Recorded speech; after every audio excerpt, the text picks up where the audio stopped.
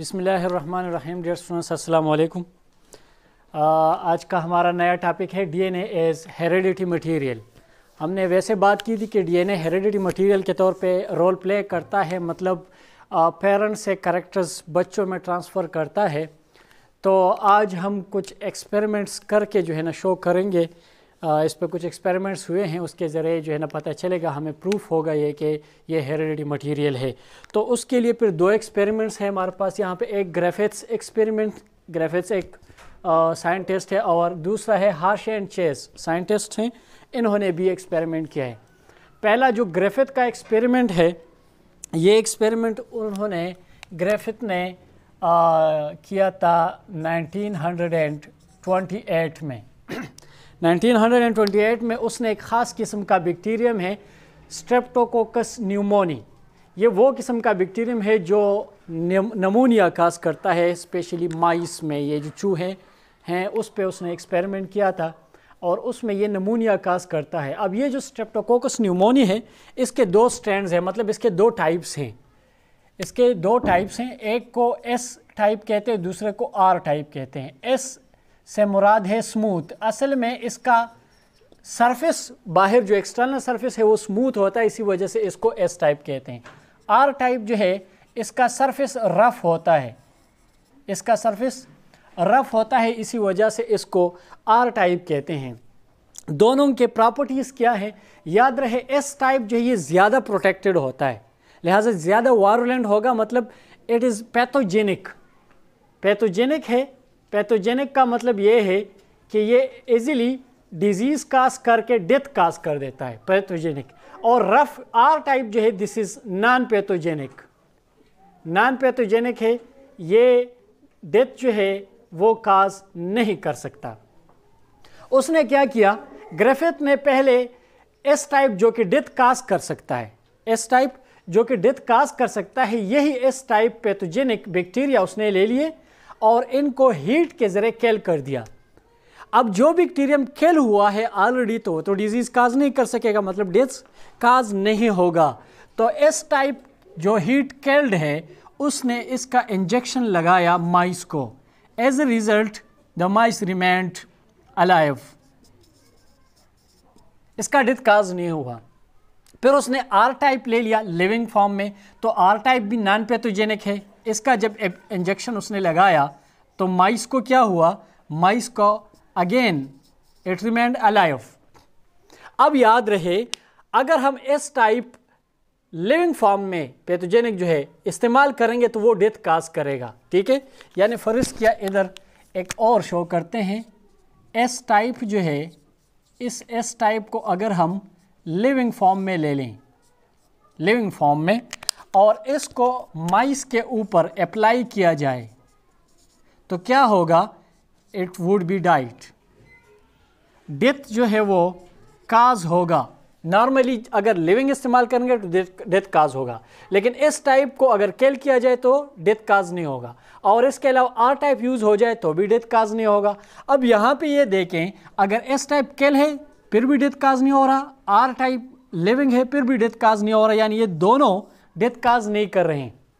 उसने क्या किया, एस टाइप किल्ड जो कि डेथ काज नहीं कर सकता, और आर टाइप लिविंग, इन दोनों को लेके एक मिक्सचर बनाया उसने, एस टाइप किल्ड और are type living.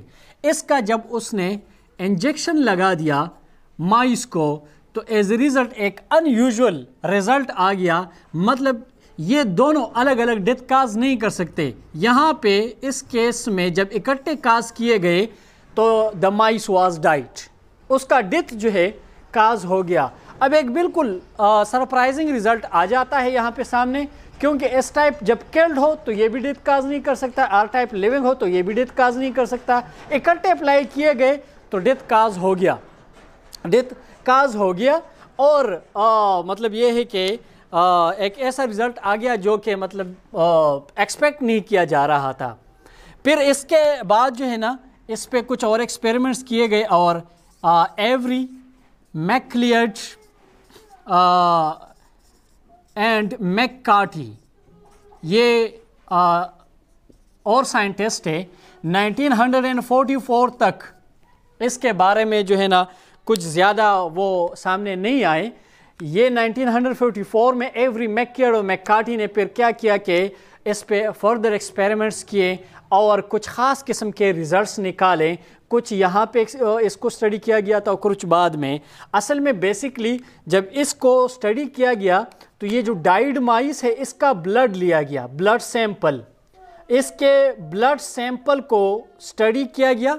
The blood sample was taken, the blood sample was studied, जिसमें ये जो एस टाइप है ये लिविंग फॉर्म में पाया गया। एस टाइप बैक्टीरियम जो है, S type bacterium was found in living form, living form में एस टाइप बैक्टीरियम जो है इसको पाया गया।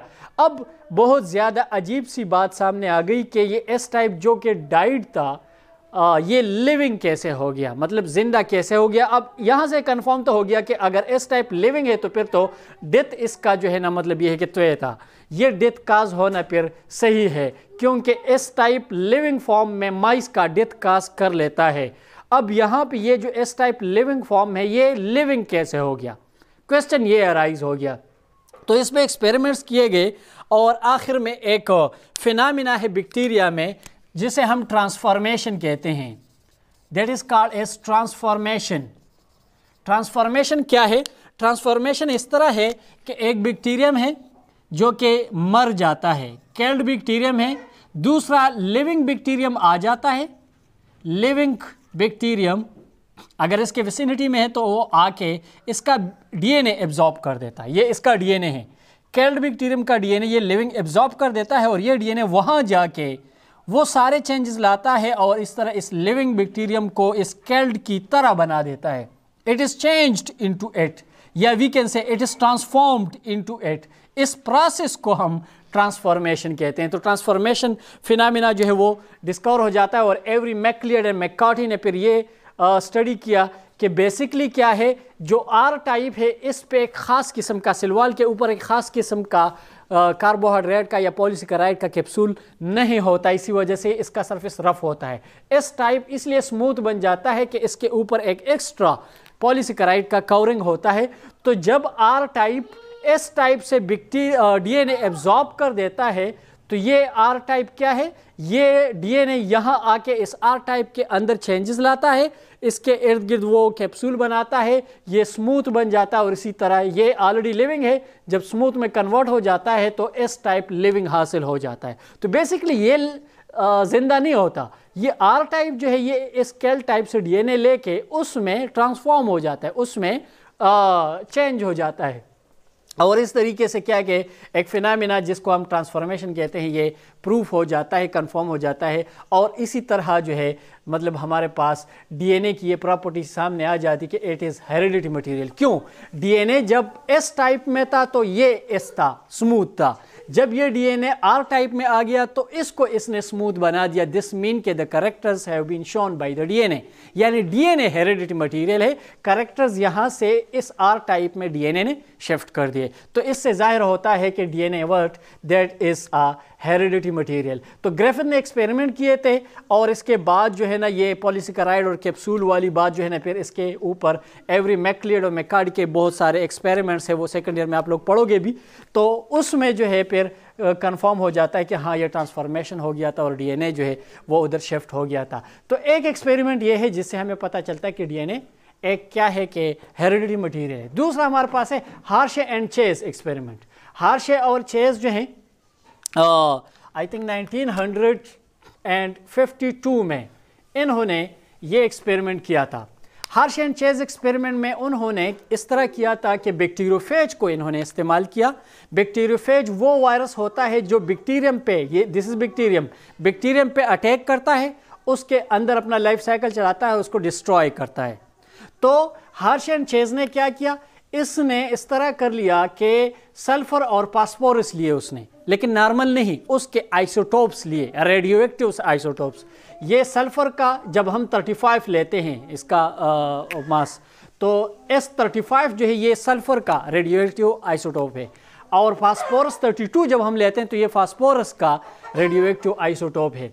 अब यहाँ पे ये S35 जो है, S35 को अगर यूज़ किया जाएगा तो सल्फर प्रोटीन में होता है डाइसल्फाइड बॉन्ड की शक्ल में, और फास्फोरस जो है ये डीएनए में मौजूद होता है न्यूक्लिक एसिड में, उसके फास्फेट ग्रुप की शक्ल में। तो यहाँ पे P32 को इस्तेमाल किया गया यहाँ, और S35 को इस्तेमाल किया गया यहाँ प्रोटीन कोड में। लिहाजा इस तरीके से क्या हुआ, S35 जब इस्तेमाल किया गया तो इसका मतलब ये है कि S35 इस वायरस के प्रोटीन कोड में मौजूद है, और P32 जो है ये इसके डीएनए में या न्यूक्लिक एसिड के अंदर जो है वो क्या है कि मौजूद होता है। और इसी तरीके से वो क्या है कि उसने इसको एक मीडियम में डाला, उस मीडियम के अंदर बैक्टीरिया भी यूज़ किए गए। अब यहाँ पे इनको अलाउ किया गया कि उस मीडियम के अंदर ये बैक्टीरिया के ऊपर अटैक करे। अब यहाँ देखें, मैं आपको दिखाता हूँ, दिस इज़ दैट बैक्टीरियम, ये वो बैक्टीरियम है, ये भी और ये भी, दीज आर दोज बैक्टीरिया। ये वो बैक्टीरियम जिस पे ये वायरस बैक्टीरियोफेजेस अटैक करते हैं। अब ये पूरा एक मीडियम है, एक पूरा मीडियम है, बाहर पूरा एक मीडियम है, उस मीडियम के अंदर बैक्टीरिया और वायरसेस डाले गए हैं। तो क्या किया गया, जब इन्फेक्शन काज हो गया, वायरस ने इस पे अटैक कर दिया, वायरस ने इस पे अटैक कर दिया, तो फिर एक प्रोसेस है, हम उसे कहते हैं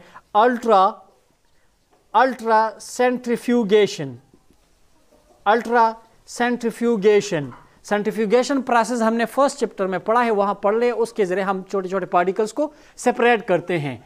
तो जब इन्फेक्शन काज हो गया, ठीक है, और नए वायरसेस इसके अंदर बन गए, तो इस दौरान अल्ट्रा सेंट्रीफ्यूगेशन के जरिए मीडियम से बैक्टीरिया को अलग किया गया, मीडियम से बैक्टीरिया को अलग किया गया। तो रिजल्ट में क्या हुआ, रिजल्ट में इस केस में जो है आपको जो है जो रेडियो है वो मीडियम में पाई गई। Here in this case the radio activity was found in the medium, ठीक है। और जो वो है बैक्टीरिया लिए गए हैं, तो उसमें जो है क्या है कि रेडियो एक्टिविटी बैक्टीरिया के अंदर पाए गए, बैक्टीरिया के अंदर पाए गए। यानी यहाँ पे अगर आप ये बैक्टीरियम ले लें, बैक्टीरियम, तो इस बैक्टीरियम के अंदर रेडियो एक्टिविटी मौजूद है, रेडियो एक्टिविटी मौजूद है। अब पता कैसे चला, पता इस तरह चला कि ये डीएनए हेरिडिटी मटेरियल है कि यहाँ पे जब इसने अटैक किया तो इसने अपना डीएनए इंजेक्ट किया, डीएनए इंजेक्ट कर दिया।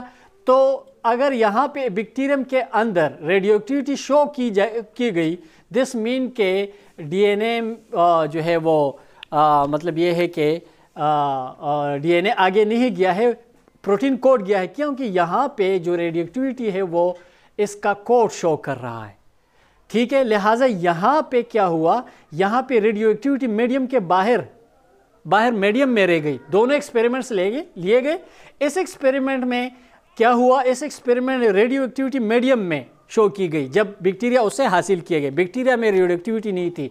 अब यहाँ पे इसका मतलब ये हुआ कि वायरस ने डीएनए अंदर इंजेक्ट किया है, जो रेडियो एक्टिव पार्ट है यानी प्रोटीन, वो बाहर मीडियम में रह गया और डीएनए अंदर गया, ठीक है। इसी तरह यहाँ भी अगर आप देख लें तो यहाँ भी इसी तरह है, रेडियो एक्टिविटी बैक्टीरियम में शो किया जा रहा है, यहाँ पे बाहर मीडियम में नहीं है, मीडियम में नहीं है। दिस मीन कि यहाँ पे ऑलरेडी हमें पता है कि हमने फास्फोरस यूज़ किया है, फास्फोरस डीएनए में है, तो इसका मतलब ये हुआ कि डीएनए अंदर चला गया है, तभी डीएनए में बैक्टीरियम में रेडियो एक्टिविटी शो की जा रही है और बाहर मीडियम में नहीं है। इसी तरीके से क्या है कि ये कंफर्म हो जाता है। ये देखें ना, बहुत सिंपल है। यहाँ पे क्या है, बैक्टीरियम में आगे जाके बैक्टीरियम में रेडियो एक्टिविटी शो नहीं हो रही, रेडियो एक्टिविटी बाहर मीडियम में शो हो रही है।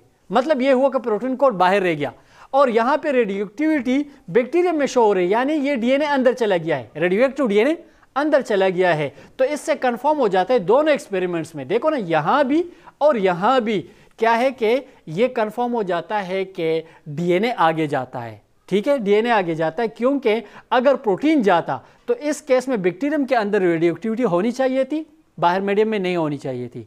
और यहाँ पे क्या है, रेडियो एक्टिविटी बाहर होनी चाहिए थी, प्रोटीन अगर अंदर जाता, और अंदर नहीं होनी चाहिए थी। इसी वजह से जब हमें पता चला कि यहाँ पे क्या है, रेडियो एक्टिविटी इन्फेक्शन के बाद बाहर शो की जा रही है, बैक्टीरियम में नहीं है, और यहाँ पे रेडियो एक्टिविटी बैक्टीरियम के अंदर शो की जा रही है, बाहर नहीं है। तो इससे पता चला कि basically it was the DNA which was injected, और उसने अंदर अपने जैसे नए वायरसेस बनाए और आगे लाइफ साइकिल कंप्लीट हो गया। ठीक है, तो इस तरीके से क्या है, ये कंफर्म हो जाता है कि डीएनए इज शिफ्टेड फर्दर।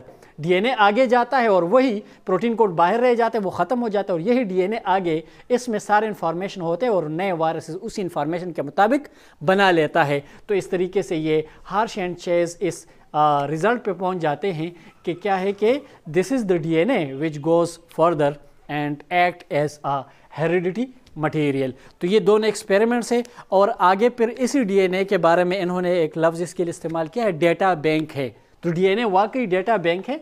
इस डीएनए के अंदर हमारे क्रोमोसोम्स डीएनए के और प्रोटीन के बने हैं, तो हमारे क्रोमोसोम में जो डीएनए है वो जीन बनाता है। तो उसी जीन्स में क्या है, हमारे बॉडी के सारे कैरेक्टर्स की डेटा मौजूद होती है।